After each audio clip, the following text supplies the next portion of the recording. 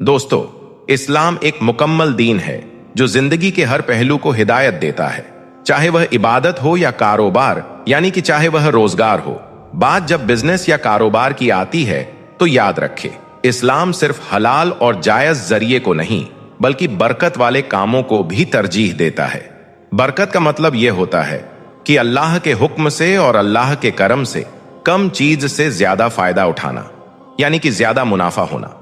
याद रखें, अल्लाह ने ऐसे कामों में बहुत बरकत रखी है जिनसे दूसरे लोगों की मदद होती हो, यानी कि जो काम दूसरों की मदद करते हों, जो हलाल हों और जिसमें इंसान का दर्द और जरूरत शामिल हो। आज की इस वीडियो में हम आपको इस्लाम के हवाले से 11 ऐसे ही बरकत वाले काम बताने वाले हैं, 11 ऐसे बिजनेस बताने वाले हैं जो न सिर्फ हलाल और जायज हैं बल्कि अल्लाह की खुशनुदी का जरिया भी है। और यह 11 काम ऐसे हैं जिनमें अल्लाह ताला ने बहुत बरकत भी रखी है, क्योंकि इन काम को करने वालों के लिए खुद अल्लाह के प्यारे नबी हजरत मोहम्मद सल्लल्लाहु वसल्लम ने बरकत की दुआ फरमाई है। इसीलिए आज का यह वीडियो आप सभी के लिए बहुत खास है। आप इसको आखिर तक जरूर देखें। और सबसे पहले अल्लाह की मोहब्बत में आप इस वीडियो को दिल से एक लाइक जरूर कर दें और कमेंट बॉक्स में यह भी जरूर बताएं कि आप कौन सा काम कर रहे हैं, यानी कि आप कौन सा बिजनेस कर रहे हैं। और हो सके तो आप इस वीडियो को शेयर भी कर दें ताकि और भी लोगों के पास में यह वीडियो पहुंच जाए। तो चलिए दोस्तों, शुरू करते हैं। नंबर 1, वाटर सप्लाई, यानी कि पानी का काम। दोस्तों, सबसे पहला बरकत वाला काम तो है वाटर सप्लाई करना, यानी कि लोगों तक पानी पहुंचाने का काम करना। याद रखें, पानी अल्लाह ताला की एक अजीम नेमत है, इसलिए पानी को दूसरे लोगों तक पहुंचाना एक बहुत ही बरकत वाला काम माना गया है। इस्लाम में पानी पिलाने को सबसे बेहतरीन सदका कहा गया है। अल्लाह के प्यारे नबी ने फरमाया है कि सबसे बेहतरीन सदका पानी पिलाना है। अगर कोई शख्स ऐसे काम से जुड़ा हुआ है जो लोगों तक पानी पहुंचाने का काम करता है, जैसे कि वाटर डिस्ट्रीब्यूशन या फिर वाटर फिल्ट्रेशन का काम, तो याद रखें, ऐसा काम अल्लाह की बरकत का मुस्तहिक बन जाता है। अल्लाह ऐसे काम में बहुत बरकत डाल देता है और फिर देखते ही देखते पानी का काम करने वाला शख्स कामयाब हो जाता है। नंबर 2, शिफा देने वाली चीजें बेचना। दोस्तों, बरकत वाला दूसरा काम है शिफा वाली चीजें बेचना, जैसे कि जैतून का तेल, शहद, मिसवाक या फिर खजूर का कारोबार। याद रखें, इस्लाम के मुताबिक यह बिजनेस भी बहुत ही ज्यादा बरकत वाला बिजनेस है। जैसा कि आप सभी जानते होंगे कि जैतून का जिक्र कुरान पाक में भी कई मर्तबा आया है। अल्लाह ने कुरान पाक में जैतून के तेल को मुबारक करार दिया है। जैतून का तेल जिस्म के लिए बहुत ही ज्यादा फायदेमंद बताया गया है। इसके साथ ही शहद का भी कुरान पाक में शिफा के तौर पर जिक्र फरमाया गया है और बताया गया है कि शहद में भी लोगों के लिए बहुत शिफा है।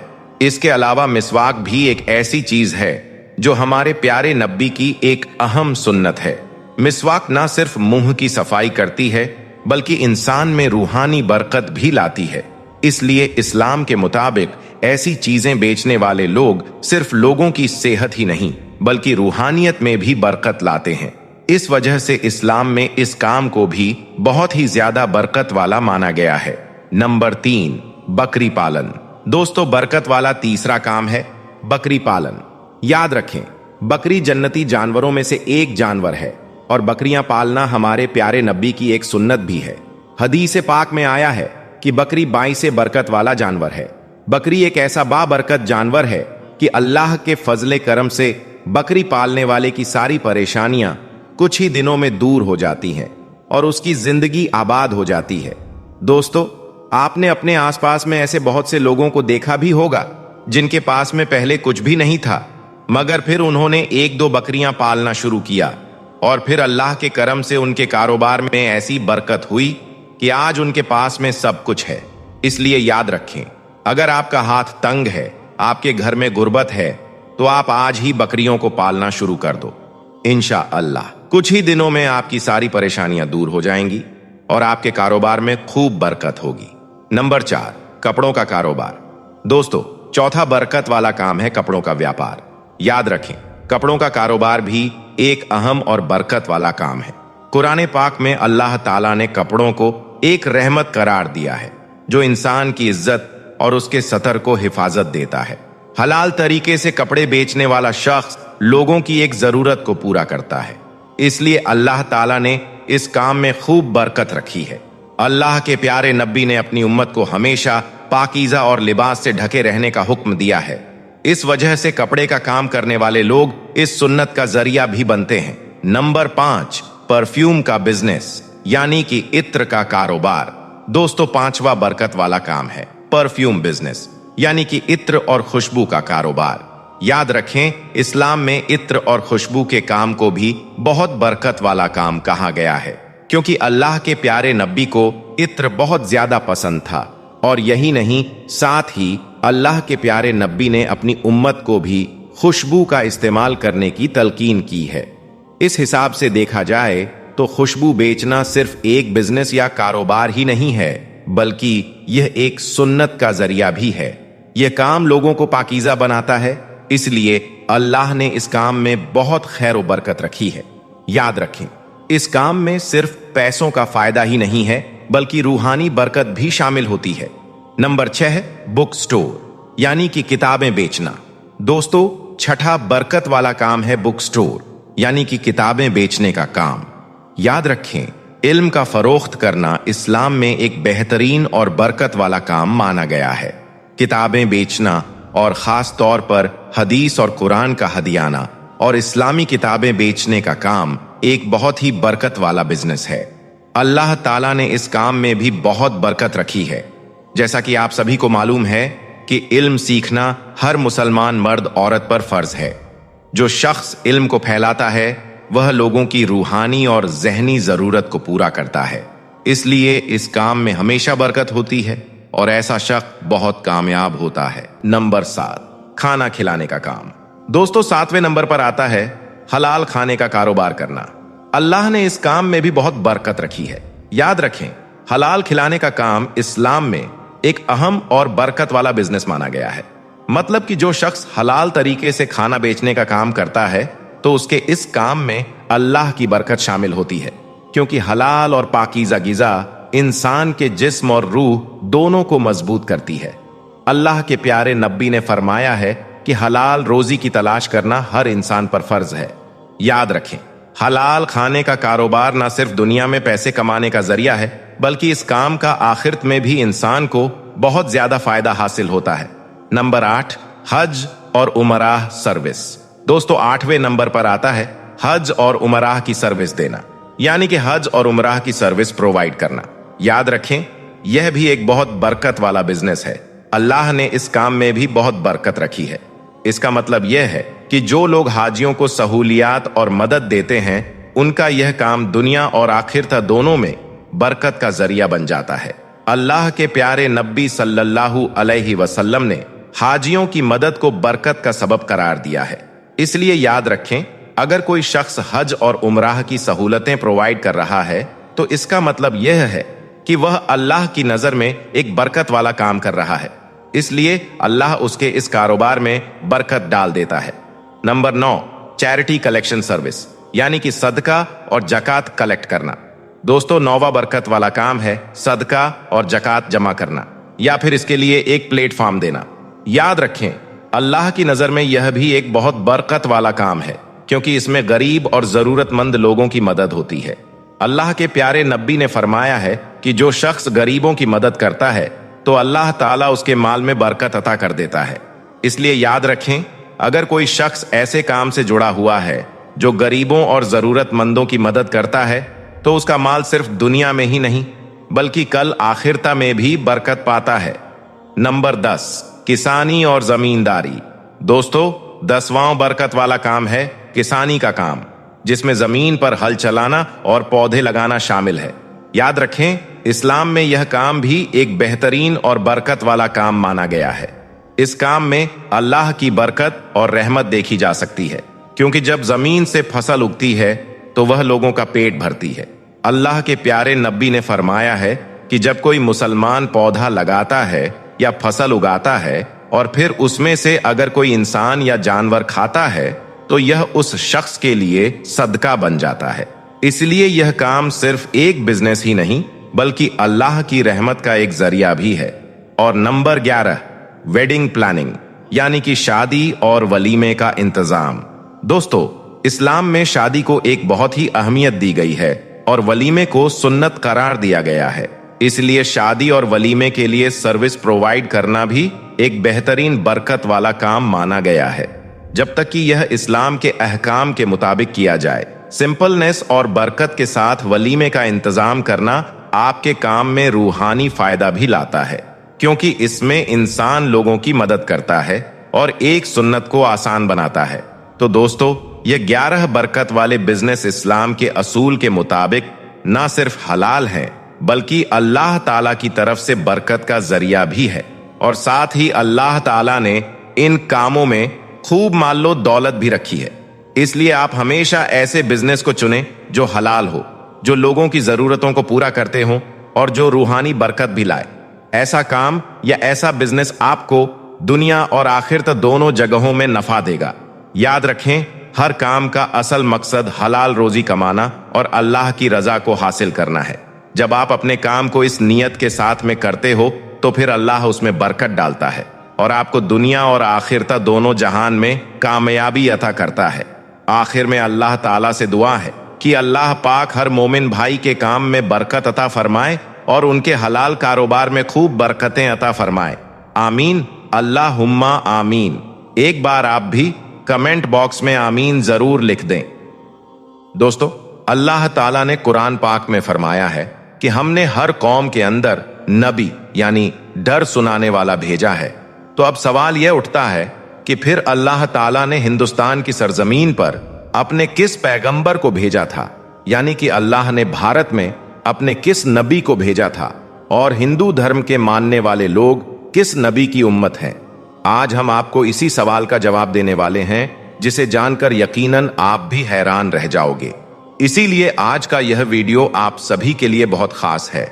आप हिंदू हों या मुसलमान, आप इस वीडियो को आखिर तक जरूर देखें। वीडियो को दिल से एक लाइक करके इसे शेयर भी कर दें, ताकि यह जानकारी और भी लोगों के पास में पहुंच जाए। तो चलिए दोस्तों, शुरू करते हैं। दोस्तों, हदीसे पाक से हमें मालूम चलता है कि दुनिया की हर कौम, हर जगह जहां पर इंसान आबाद था, वहां पर हजारों पैगंबर भेजे गए, लेकिन नाम से जिक्र सिर्फ 25 पैगंबरों का ही आया है। क्योंकि अगर इन सब के नाम, इनकी जिंदगी और इनके कामों के हालात बयान हो जाते तो फिर कुरान पाक इबरत की किताब के बजाय एक तारीखी किताब ज्यादा मालूम होती। शायद इसीलिए इनका जिक्र करना जरूरी नहीं था। मगर आज हिंदू धर्म के मानने वाले लोगों का दावा है कि उनका हिंदू धर्म मुसलमानों की तारीख से भी हजारों साल पुराना है और ना ही हिंदुस्तान की धरती पर कभी कोई नबी भेजा गया है। और इनके पास भी कुरान पाक की तरह कई किताबें मौजूद हैं, जिनमें किसी भी पैगंबर का कोई जिक्र मौजूद नहीं है, ऐसा इन लोगों का कहना है। जबकि यह बात सरासर झूठ और गलत है, क्योंकि कुरान पाक में अल्लाह ताला फरमाता है, ए मोहम्मद, हमने आपको तमाम जहानों के लिए यानी कि कयामत तक के इंसानों के लिए हिदायत बनाकर भेजा है। इसका मतलब यह है कि इसमें हिंदुस्तान की सरजमीन भी शामिल है। तो फिर आखिर हिंदू धर्म के मानने वाले लोग इसका इनकार क्यों करते हैं? और अगर हिंदुस्तान की सरजमीन पर कोई नबी वाकई में नहीं भेजा गया तो फिर यहां कौम आबाद कैसे हुई? आइए अब आपको इस सवाल का जवाब देने की कोशिश करते हैं। दोस्तों, हिंदू धर्म के मानने वाले लोगों का दावा है कि हिंदू धर्म दुनिया का सबसे पुराना धर्म है। इतना पुराना कि जब इस्लाम या मुसलमान मौजूद ही नहीं था। और इनकी यह बात सही भी है, क्योंकि कुफ्र और शिर्क की शुरुआत तो उसी दिन से हो गई थी जिस दिन हजरत आदम अलैहिस्सलाम के बेटे यानी हाबील ने काबील का कत्ल किया था और फिर अलग होकर कुफ्र और शिर्क में मुब्तला हो गया था। और तारीख इस बात की गवाह भी है कि हजरत इब्राहिम अलैहिस्सलाम की कौम भी बुत परस्त थी। और यही नहीं, अल्लाह के प्यारे नबी हजरत मोहम्मद सल्लल्लाहु अलैहि वसल्लम के ऐलाने नबुव्वत से पहले खाना काबा के अंदर भी 360 बुत मौजूद थे, जिन्हें फिर मक्का फतह के बाद तोड़ दिया गया था। तो अब इससे यह बात मालूम होती है कि बुत परस्ती तो दुनिया के पहले इंसान यानी हजरत आदम अलैहिस्सलाम की नाफरमान औलाद से शुरू हो गई थी और आज तक मौजूद है। मगर इसका ताल्लुक किसी धर्म या मजहब से नहीं है, बल्कि गुमराही से है, और जो कि शैतान करवाता है। अब जहां तक हिंदुस्तान की धरती की बात है, तो यहां पर भी इन लोगों की हिदायत के लिए यकीनन कई पैगंबर भेजे गए, जिनकी कुछ तालीमात का जिक्र दिया गया है, जिसमें बताया गया है कि खुदा का कोई शरीक नहीं है, वह एक है, उसकी कोई औलाद नहीं है, मगर फिर भी लोग उसकी कई मूर्तियां बनाकर उनकी पूजा करने लगे। और आज तक हिंदू धर्म के छोटे बड़े कुल मिलाकर 36 करोड़ देवी देवता माने जाते हैं, या यूं कहें कि अब तक 36 करोड़ बुत बनाए जा चुके हैं। दोस्तों, आज हिंदू स्कॉलर का यह दावा है कि हमारा हिंदू धर्म दुनिया का सबसे पुराना धर्म है, क्योंकि इस्लाम की शुरुआत तो आज से 1400 साल पहले अरब से हुई थी। इसीलिए इस्लाम का हिंदुस्तान की सर जमीन से कोई ताल्लुक नहीं है। मगर यह कम अक्ल लोग शायद इस बात को नहीं जानते कि इस दुनिया का पहला पैगंबर ही हिंदुस्तान की सर जमीन पर उतारा गया था। जी हां, पहला पैगंबर भारत की धरती पर ही उतारा गया था, और वह थे हजरत आदम अलैहिस्सलाम। मुसलमान लफ्ज का मतलब है अपनी ख्वाहिशों को रब के हवाले करने वाला और उसका हुक्म मानने वाला।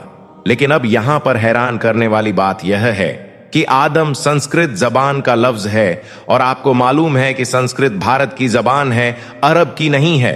और संस्कृत में आदम का मतलब होता है पहला, शुरुआती या फिर असली।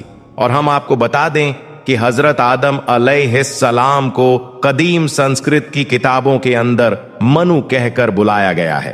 अगर हिंदू किसी तरह से उनके वजूद का इनकार करने की कोशिश करें तो ऐसा बिल्कुल नामुमकिन है, क्योंकि इन्हीं की मुकद्दस किताब ऋग्वेद और पुराण में आदम की पैदाइश और फरिश्तों का उनको सजदा करना, और फिर आदम की पसली से हजरत हव्वा की पैदाइश, शैतान का इन दोनों को बहकाकर जन्नत से निकलवाना और फिर इस जमीन पर उतार देने का जिक्र साफ तौर पर मौजूद है। और यहां पर एक खास बात यह भी है कि श्रीलंका की जमीन से हिंदुस्तान की सरजमीन को जोड़ने के लिए बना हुआ कुदरती पुल आज भी हजारों साल बाद पानी के दरमियान मौजूद है, जिसका बनना भी कोई इत्तेफाक नहीं है।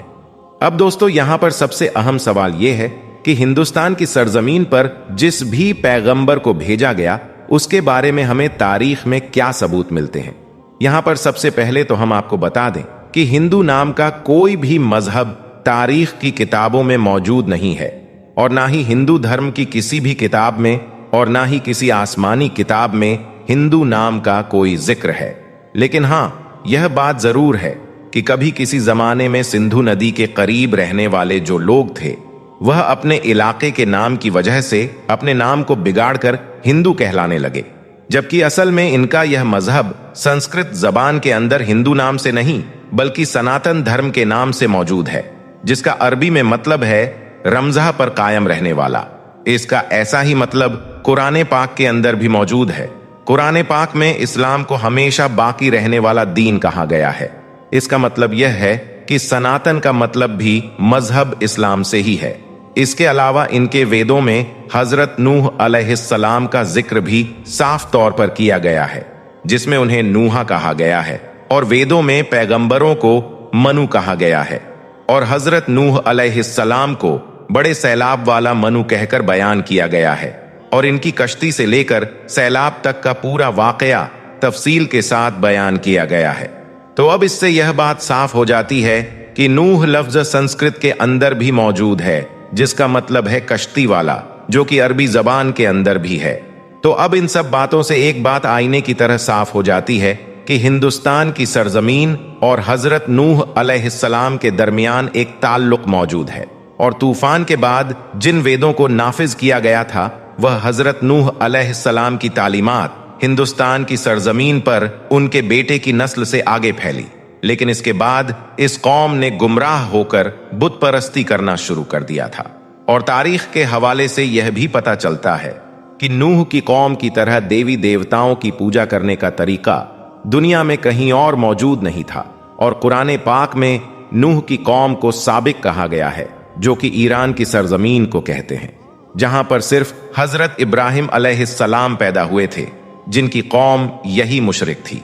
उन्होंने नूह और उनके दरमियान आने वाले तमाम अंबिया किराम की तालीमात को भी बिगाड़ा, इसलिए फिर इन लोगों ने खुदा के साथ साथ फरिश्तों की मूर्तियां भी बनाकर उन्हें भी खुदा का दर्जा देना शुरू कर दिया था। बिल्कुल वैसे ही जैसे हर बड़े काम पर अल्लाह ने फरिश्तों को मुकर्रर किया है और वे हर बड़े काम पर अल्लाह की तरफ से पाबंद हैं। इसी तरह से इन लोगों ने भी तरह तरह की खुदा की मूर्तियां बना ली और यह लोग सितारों और आग की पूजा भी करते थे। इसलिए आज भी हिंदू धर्म के मानने वाले लोग सितारों के अंदर इतना ज्यादा यकीन रखते हैं और आग की भी पूजा करते हैं।